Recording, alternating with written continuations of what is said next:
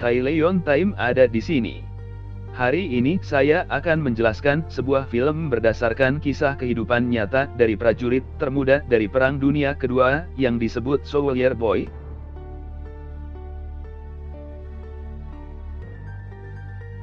Film dimulai di Rusia di mana sebuah keluarga dengan 3 orang duduk di tepi sungai dan menikmati waktu mereka. Yang termuda dari semua Sergei Aleninkov pergi ke kakak laki-laki dan ibunya. Dia berada di atas pohon ketika tiba-tiba jet tempur Jerman terbang di atas kepala. Ibunya suruh anak-anaknya dengan cepat bersembunyi di semak-semak. Tapi anak 6 tahun mengklaim dia tidak takut dan menyerang jet dengan katapel. Semua orang terkejut dia berhasil menembak jet dan meledakkannya. Tetapi ketika dia melihat sekeliling keluarganya hilang, Sergei terbangun ketakutan dari mimpinya dan memanggil ibunya. Saat itu seseorang mengetuk pintunya dengan asumsi itu adalah ibunya. Dia berlari ke arahnya tetapi seorang wanita tetangga datang dan panik. Dia berterima kasih kepada Tuhan karena membuatnya tetap hidup, dan memberitahu dia bahwa ibu dan saudara laki-lakinya telah meninggal. Anak laki-laki kecil itu tidak dapat memahami apa yang dia katakannya, dan ingin tinggal di rumah untuk menunggu ibunya. Wanita itu mengatakan kepadanya bahwa Jerman telah menyerang mereka, dan dia harus melarikan diri. Saat itu beberapa tentara mendekati rumah mereka, wanita itu membuat Sergei berlari keluar melalui jendela.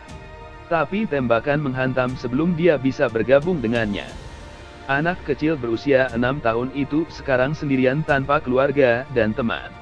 Ketika Sergei melarikan diri dari rumah, dia melihat seluruh lingkungannya terbakar di belakangnya.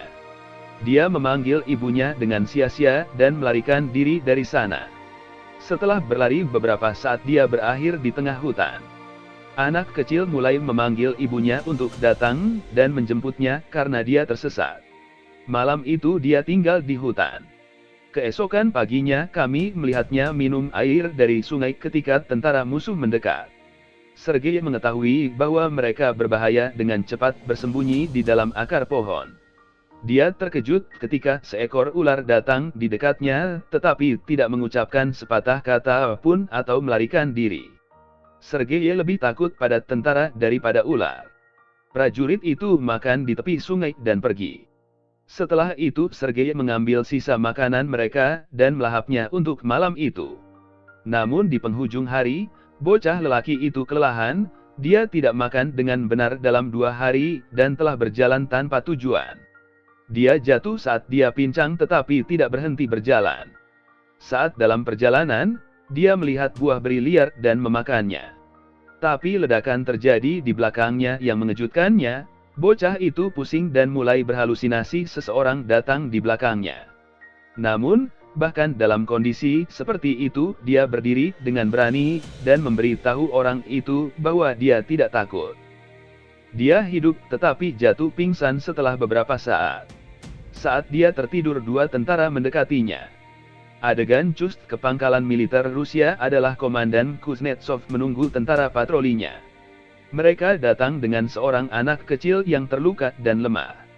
Ketika para tentara mengklaim bahwa mereka berada di pihaknya, anak laki-laki kecil itu membuka diri dan memperkenalkan dirinya. Para prajurit tertawa ketika seorang anak berjabat tangan dengan seorang komandan yang menyarankan agar dia memperkenalkan dirinya juga. Para prajurit merasa sayang dengan anak kecil itu dan mengelilinginya. Mereka membuatnya minum air dan memberinya makan. Bahkan komandan yang dingin menjaga anak itu. Seorang perawat bernama Katya mendandani luka Sergei dan juga terpesona oleh kepribadiannya. Bocah itu memintanya untuk menggambar tank di lukanya karena dia ingin menjadi tentara ketika dia besar nanti. Bahkan tentara yang terluka berbicara dengan anak itu dan merasa lebih ringan.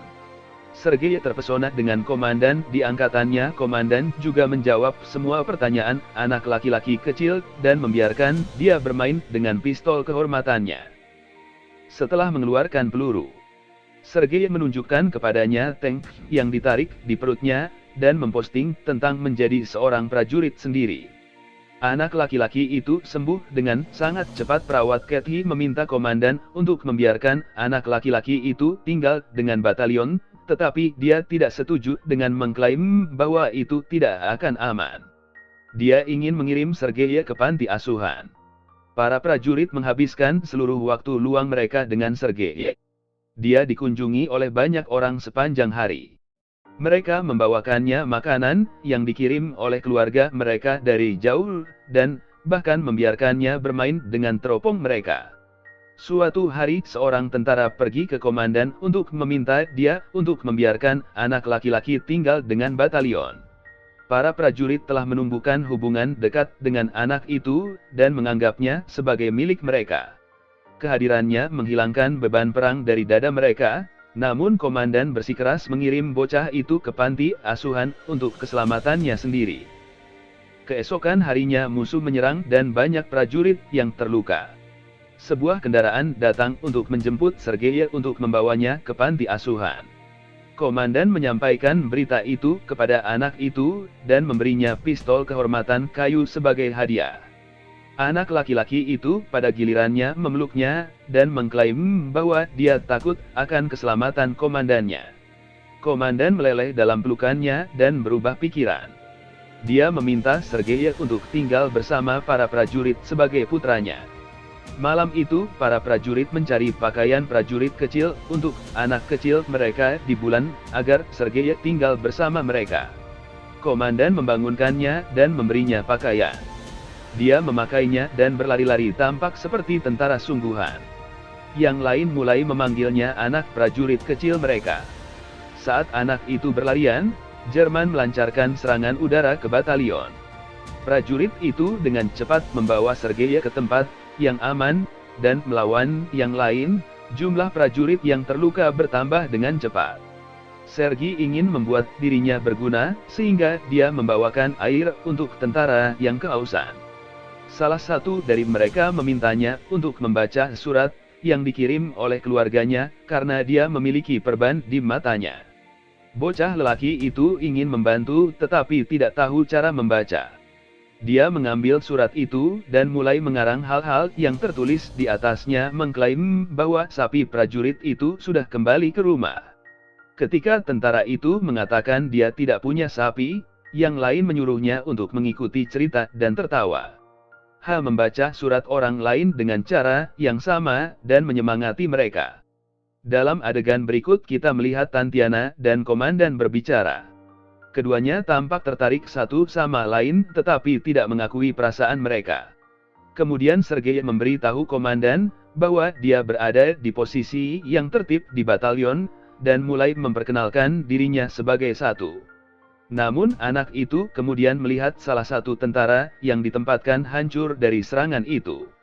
Komandan mengajarinya untuk melepas topinya untuk menghormati prajurit yang mati. Keesokan harinya dia bersikeras komandan diberi misi, dan diberi tugas untuk mendistribusikan surat-surat di antara para prajurit. Dia menyelesaikan tugasnya secara efisien, dan membuat para prajurit menari untuknya. Keesokan harinya Sergei pergi jauh dengan teropongnya. Saat dia memainkannya, dia melihat kaki seseorang bergerak dari dalam tumpukan jerami. Dia bergegas kembali ke batalion, dan memberitahu para prajurit tentang temuannya. Para prajurit skeptis tetapi tetap pergi dengan bocah itu. Ketika mereka sampai di dekat tumpukan jerami, mereka diperingatkan untuk melihat dua mata-mata Jerman bersembunyi di bawahnya. Mata-mata ditangkap, dan anak itu dipuji karena kecerdasannya. Malam itu komandan menunjukkan Sergei surat-surat resmi untuk adopsi. Dia sekarang resmi ayah anak itu. Sergei tahu perasaan komandan untuk Kathai, sehingga untuk membalas kebaikannya, dia membawanya untuk mengaku padanya. Tetapi keduanya melihatnya berbicara dengan pria yang berbeda, dan secara keliru menganggap dia tertarik pada orang lain. Pangkalan diserang oleh Jerman lagi. Kali ini Sergei membantu para prajurit dengan sekuat tenaga dengan memasok amunisi kepada para prajurit di garis depan, tetapi para prajurit memerintahkannya untuk kembali ke gudang karena terlalu berbahaya di luar. Sesampainya di gudang, ia melihat komandan dan yang lainnya panik karena sambungan telepon dengan kolonel terputus. Seorang tentara dikirim untuk memperbaiki kabel yang rusak. Sergei mengikuti tentara itu dan melihat dia terluka parah. Dia bertanya kepada prajurit yang sekarat itu bagaimana dia bisa memperbaiki kabel dan melakukannya sendiri. Koneksi kembali dan lebih banyak pasukan dipanggil. 6 tahun menyelamatkan hidup semua orang. Kemudian kita melihat Komandan dan Kathie berbicara di tepi sungai. Komandan akhirnya mengakui cintanya dan memintanya menjadi ibu Sergei. Kathie berada di atas bulan, tetapi sebelum dia bisa mengatakan apapun, seorang tentara mendekat dan memberi komandan surat yang mengatakan bahwa mereka telah dikirim dari pangkalan. Hari berikutnya semua prajurit berangkat ke markas baru mereka bersama Sergei. Namun dalam perjalanan mereka menemukan ladang ranjau yang meledakkan beberapa kendaraan mereka. Komandan terluka, sementara anggota kelompok yang dekat dengan Sergei tewas akibat ledakan. Dia menangis dan memeluk komandan. Mereka membawa yang terluka dan melanjutkan perjalanan mereka ke markas baru mereka.